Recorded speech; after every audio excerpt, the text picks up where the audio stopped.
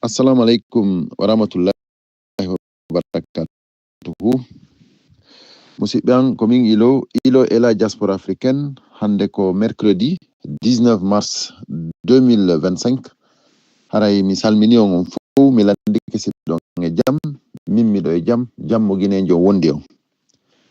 Haray miɗo weltano on musidɓe am, miɗo jarna on, miɗo wakkilina on combat on kuma wakkiloɗe en hana ronkude sabu mo iwtirɗen ɓawo mum on o ronka. Haray miɗo inna allahumma amin duwaji ɗin haray ko wakkilagol andon do wondema no jabade moƴƴa non, duwaji ɗin no jabade, et puis sadakaji ɗin kadi ko wakkilagol, on faami, toraje ɗen ko wakkilagol, mo be yo waɗu ko wawi, si mo be men waɗi ko wawi, mo be men hey ko onon fewtugol jomiraɗo surtout e nden du lewru suuma e ɗo toro jomiraɗo, c'est très important.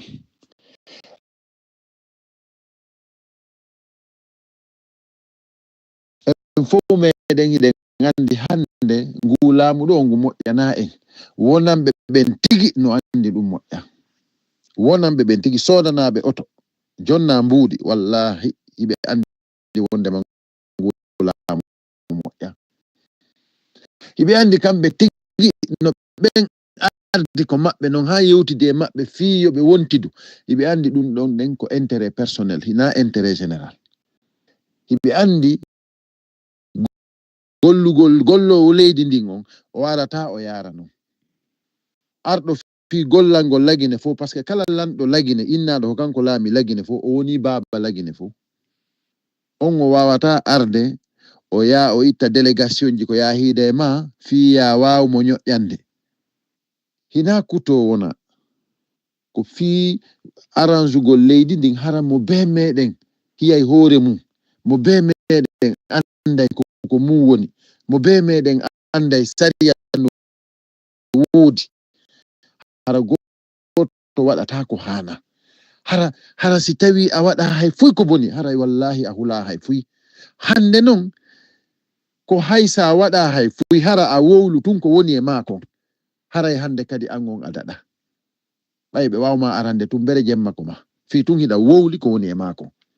Awa haray musidɓe an onon tigi wonaɓe jonnede mbuuɗi, wonaɓe jonnede otoje, wonaɓe jonnede, wonaɓe ƴettede ɓiɓɓe mum naade ko gouvernement, onon tigi hiɗon andi hina ni laamu, hina ni leydi hana jogorede, hiɗon andi ɗum ɗo moƴƴana leydi men ndin, kono non hande on inni o non ɓay tun on heeɓi intérêt mum kon, hiɗon wawi nodditude jamma fof fiyoɓe du'ano o hoorejo ɗo fewdo ɗo ɗen ni wonɗo hollude jaggu e nder leydi men ndin, kanko tigi non himo joga, kanko tigi non himo joga par ce que o susata yaltude. Onon wonaɓe hiidede ɓen fof hina ko délégation woni yewde hiida e mon, awa ɓen wonɓe yewde hiida e mon ton jonna on ɗimpiji ɗon, awa haray mi andinayi on hunde wotere, lanɗo on wiyaɗo wondema ko kanko laami on ɗon kanko tigi fewdo ɗo ɗen ni ko jogaɗo, si tawi on anda mi andini on ɗum, si tawi ko lando nun onon haray non yiidi e makko, si ko lando nun haray no naha e nder bunkere woni himo suuɗi, ene onon si o yaltiti onon yeru ko wonɗon mo yiide kon ko woni yaltitude kon, onon o rena yeeso on on hakkude mon e Allah, ka ko ma Allah jippo yeeto on, acce ko wonɗon wadde kon, ko ma jomiraɗo on jippo hakkude mon e Allah e hoore hakkil ko waɗani on kon fof, e hoore kadi ko accituɗon tammon fof, joɗɗo janguɗon fi diina, anduɗon fi diina, anduɗon fenade wo moƴƴa, anduɗon mere jokkatake, anduɗon ɗipiji ɗo ko woɗete ɗum, onon accon ko woni o, hiyon laaron tawon ɗum ɗo koko boni koko ñoli bof, tawon hiɗon wakkili fi ɗon jonna otowal ma fi ɓiɗɗo mon no ƴetta naada e gouvernement.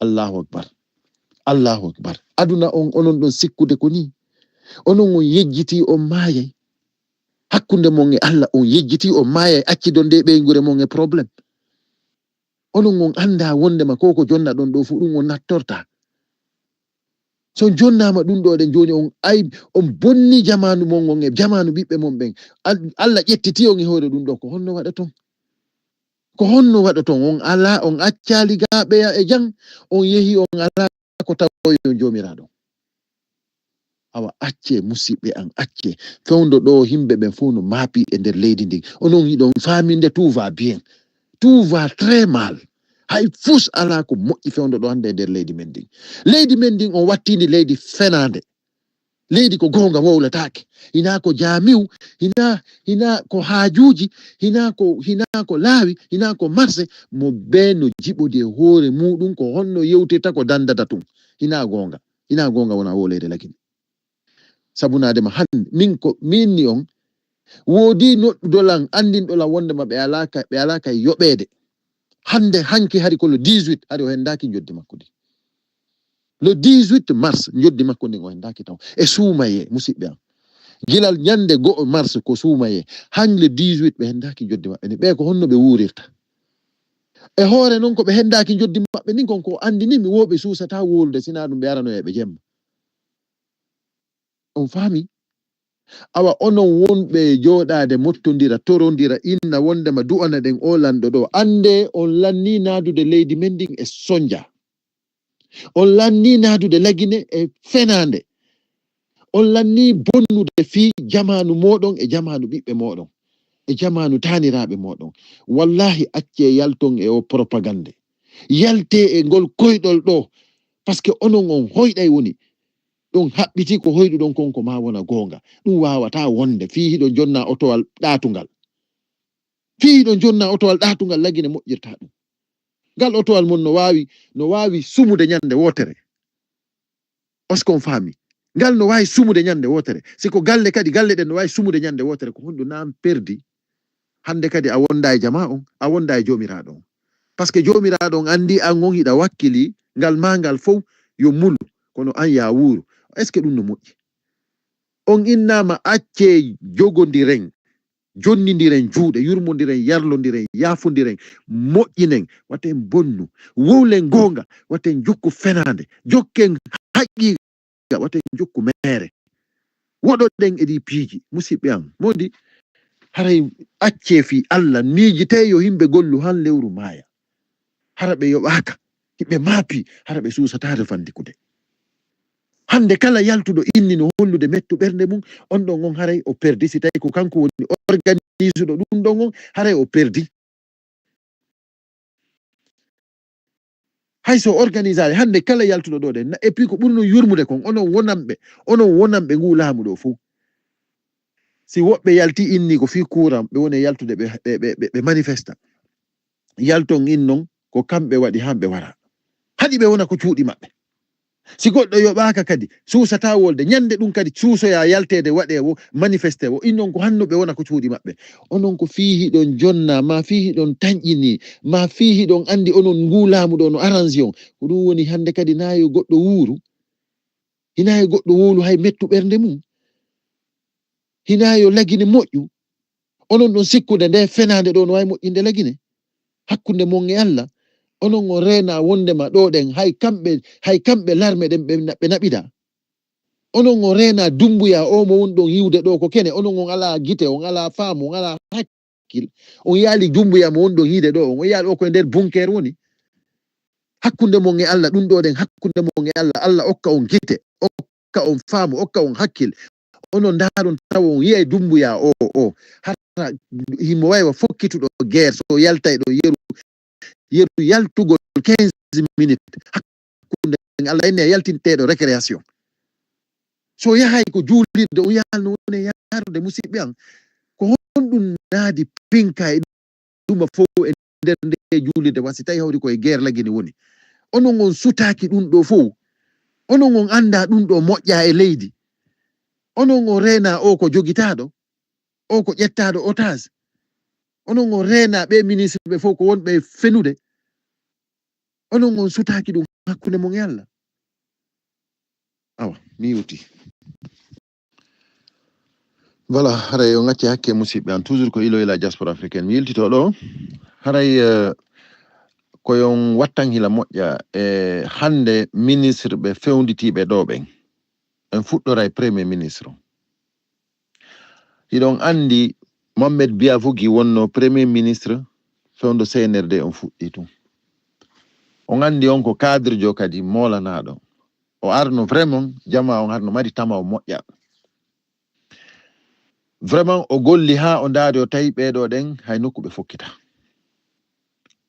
o andi o démissioni o yaltiri ƴoyre o yehi o yiltitaki min miɗo tawa e seytinamɓe mo goy min miɗo tawa e seytinamɓe mo fi kala o yalti o yehi mais miɗo tawa e seytinamɓe mo fi honɗum par ce que si tawi hawri hiɓe faala sauvude lagine hande ko woni ton hino woodi ko wawi waɗude o sauva lagine mais kono himo wombi hunduko makko himo fanki par ce que hoore makko o hulani on faami joni c'est à dire fi lagine on mapinaɓe kamɓe fi maɓɓe on gasi kanko noon hande himo tawa non e waɗuɓe non ko tawata ni c'est le minimum sa ndaari a tawi vraiment ɗo ko ɓeɗo ɗen ko bonnoɓe ko halkoɓe accituɓe yaha si tawi non an ko a patriote jo ko wonɗa wo ko wonɗa e aduna on ɓay hara a yalti leydi ndin a defanda e leydi ma ndi si tawi ko a patriote jo kono noon si tawi ko a jokkuɗo intérêt humma personnel e hoore kadi ko faaliraɗa kun intérêt um personnel ɗon ko si tawi hawri a daɗa e danda e famille ma on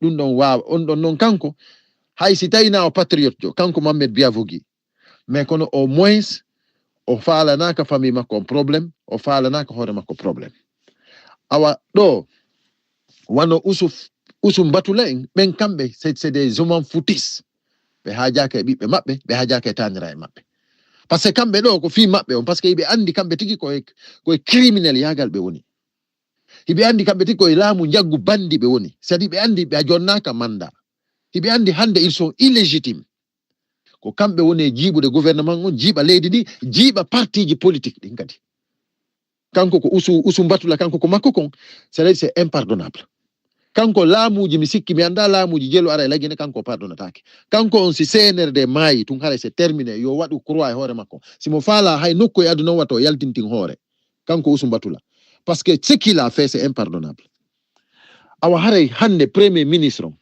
est-ce qu'on faami on andi Bernard Gomu ko kanko o remplacé ba wuri ko Bernard Gomu remplacé on andi Bernard Gomu kadi ɗo ala ko ɓe critiquali mo ka ɗon andi yewno ɗo ɗen hantay kanko e Charles Wright ministre de la justice on probléme ji wanno hakkude maɓɓe moƴƴa non awa kanko kadi ko saliɗo piiji buy ko ɗum waɗi si ittimo ko poste makko so jaɓuno harayno himo ɗon awa hande ko o mo wiɗon ɗo ɗum ko pullo wawɗo fewnude wawɗo politique hande ko kanko ari ɗo ɗen e jiiɓugol kanko kadi c'est à dire joni noon o décidi noon joni o yiltitorta ɓaawo faamede moƴƴa o yiltitorta ɓaawo o kanko darotono ɗo e wigol yimɓe Diallo Teli en fof warama jaggu ngu hande kadi wate jaɓu hande kadi mo hollima jaggu ko neni joni ko kanko noon woni tawtude holloɓe jaggu leydi ndin o kanko wonno wiide wondema ko affaire droit de l'homme kamɓe ko ɗum ɓe défendata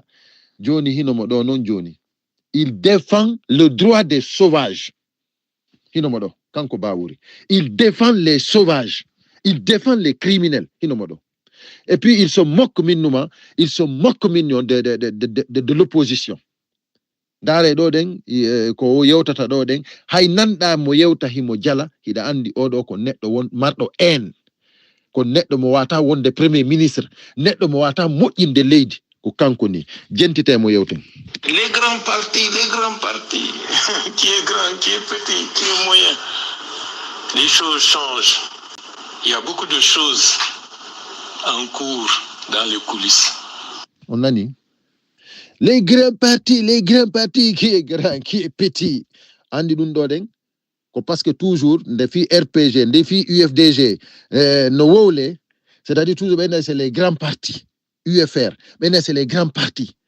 joni noon kanko ɓay wari ko kanko woni premier ministre criminel ɓe ɓen joni mo mokade ɓeɗo ɓay joni mo reni ɓeɗo ɗen joni kamɓe on ko ɓe fokkiti joni ko wigol joni ɓe waɗi ɓe dissolution c'est à dire ɓe waɗi dissous parti ji maɓɓe ɗin les grands partis joni c'est à dire wo les grands partis wo les choses changent piiji ɗin change ay way ɓay joni o wonti criminel ɓe piiji ɗin change parce que hari ko yimɓe joni noon o woni criminel ɓe parce que là vous défendez maintenant les criminels là vous êtes devenus des complices de criminels On famille. Donc, il y a des choses qui se préparent en coulisses. Dans le premier ministre de l'Aide, au grand parti, les choses changent. Il y a des choses qui se préparent en coulisses.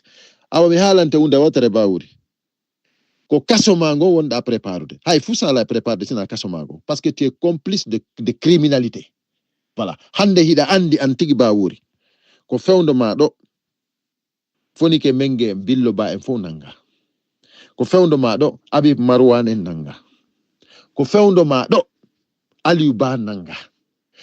Ba Mamadou Thierno Mamadou Pita en julde ba en ko fewndo ma do be fo nanga. An wonno défendude les droits de l'homme. Est-ce que a fami ko min ma hida andi tigi pesere laamu wonda défendude gon ko laamu bandi. Donc ange wogu jalugol ma do inna legiram menen me marante di vidéoji ma do dum do me marante dum do de goddo no yalte do no plaida fi bawuri men yaltina nay mo dum do men andina mo c'est lui qui s'est moqué de tout le monde ino modo voilà parce que meden andi place ma on hande tout le monde c'est à place on criminel do fo et on complicité de criminalité do fo place mo on fo no andi koko kaso voilà il y a même pas de négociation.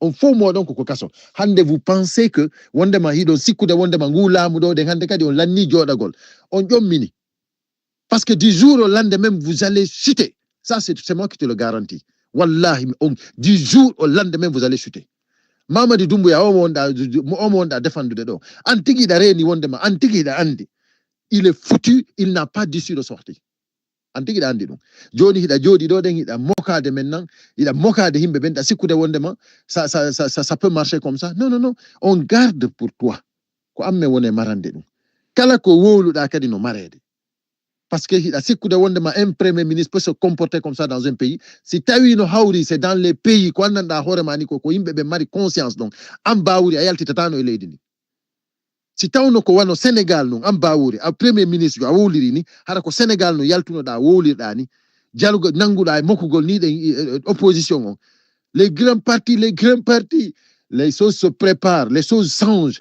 les choses se préparent en coulisses ça wowliri ni e leydi wano un état de droit je te le jure am bawuri c'est fini pour toi dum ko min halam ma dum ko dans un état sauvage sifa lagine ko tuwa wawda yewtirde ni et puis dada kadi et puis danda kadi lagine tun un état sauvage wallahi awa haray ko ya andu non dum do ko o état sauvagerie do dum ko lannata ni ça va prendre fin bientôt inchallah parce que Allah ko goto meden felliti hey ko an meden felliti Allah ko goto te meden felliti Allah accata dum do meden felliti kadi menen les vrais patriotes guinéens men accata dum do a fami ko min ni kon donc haray ko ya andu dum don tu te moques de toi-même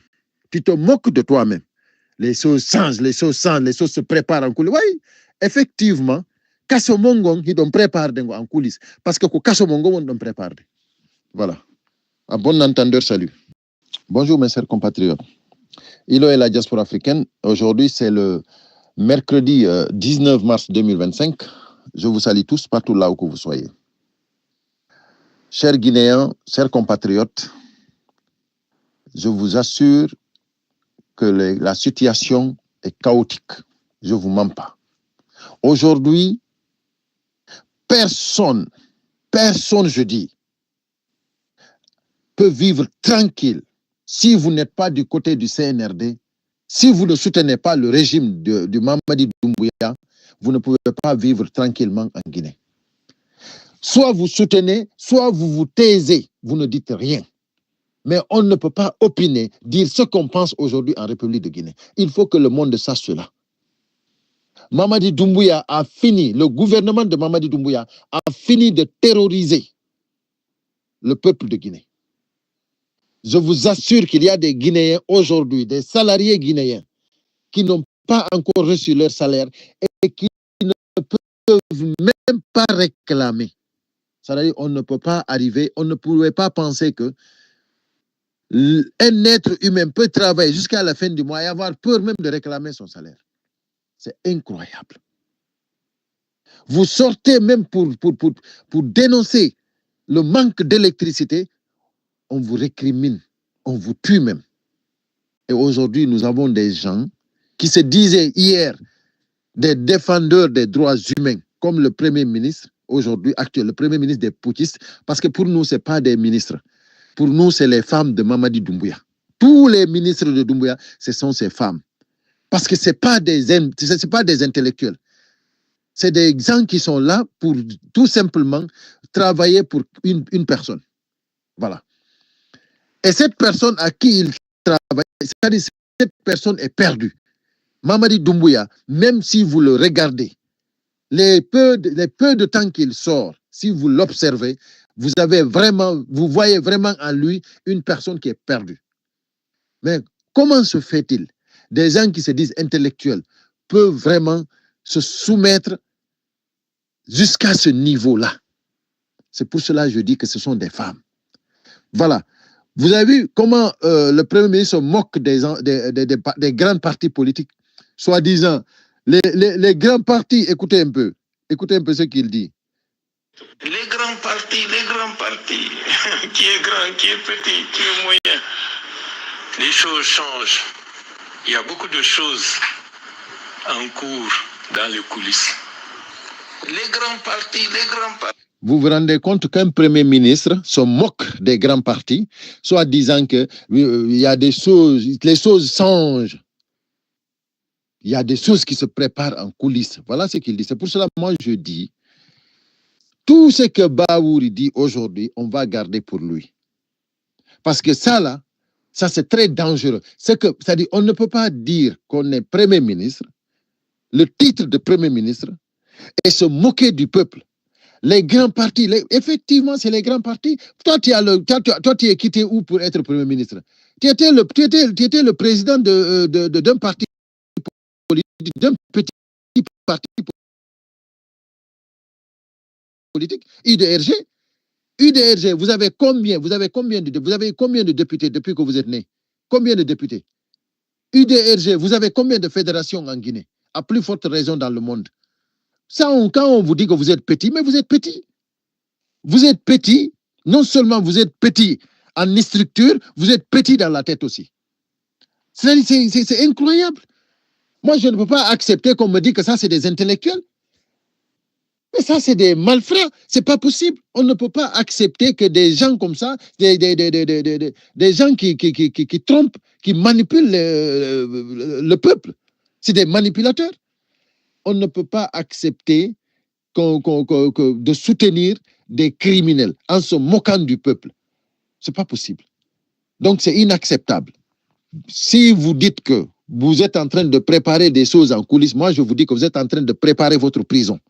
Parce que vous tous, vous allez faire la prison. Vous êtes les complices, tous des complices de criminalité. Parce que c'est devant vous qu'ils ont pris Fonike Mengue Biloba. Et jusqu'à présent, vous ne nous avez pas dit où ils sont. C'est devant vous qu'ils ont kidnappé Habib Marwan. C'est devant vous qu'ils ont tué Sadiba Koulibaly. C'est devant vous qu'ils ont pris Aliouba. C'est devant vous que toutes ces scènes-là se sont déroulées. Et vous dites que vous défendez les droits de l'homme. Donc, mes chers compatriotes, ça, vous êtes tous témoins.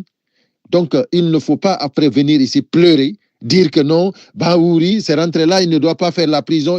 Non. Bahouri est complice de criminalité. Voilà. Et tous les autres, le porte-parole, là, on n'en parle pas. Lui, c'est plus grave encore que lui, là. Le porte-parole du gouvernement, lui, c'est encore plus grave. Oussoum Batoula, c'est encore plus grave. Donc, mes chers compatriotes, il faut que ça soit clair et net. C'est-à-dire, aujourd'hui, c'est la terreur. Qu'est-ce que Habib Marwan faisait? C'est tout simplement écrire. C'est-à-dire, il écrivait. Il dénonçait par ses écrits. C'est tout ce qu'il faisait. S'il a fait quelque chose de mal, c'est ça. C'est-à-dire, ils ne veulent que personne les critique. Aujourd'hui, je dis qu'il y a quelqu'un qui m'a appelé, qui me dit que jusqu'à présent, il n'a pas encore reçu son salaire. Mais ils ont peur de revendiquer. Vous vous rendez compte à tel point le Guinéen vit aujourd'hui? Donc, il faut que le monde sache que le Guinéen aujourd'hui, même si on le fait danser, on le fait applaudir, il le fait malgré lui-même. Mamadi Doumbouya, vous avez vu les photos qu'ils ont voulu incarner sur l'axe. Mais qu'est-ce qui s'est passé? C'est les jeunes qui se sont révoltés. Ils ont tout enlevé. Et aujourd'hui, ils sont en train de négocier encore pour remettre ces photos. C'est ça gérer une nation. Les effigies de Mamadi Doumbouya sur la route, sur les grandes voies. Mais qu'est-ce que cela peut apporter à la Guinée? La photo de Mamadi Doumbouya, nous, si on voit ça, ça nous énerve. Pourquoi? Parce que c'est l'homme qui a trahi son peuple. C'est l'homme qui a fait un coup d'État pour mettre la Guinée à terre. C'est l'homme qui a vraiment prêté serment, juré devant le Bible et le Coran et dire encore que cela, c'est zéro. Donc, mes chers compatriotes, la photo, l'effigie de Mamadi Doumbouya, arrêtez de nous incarner cela parce que cela nous énerve.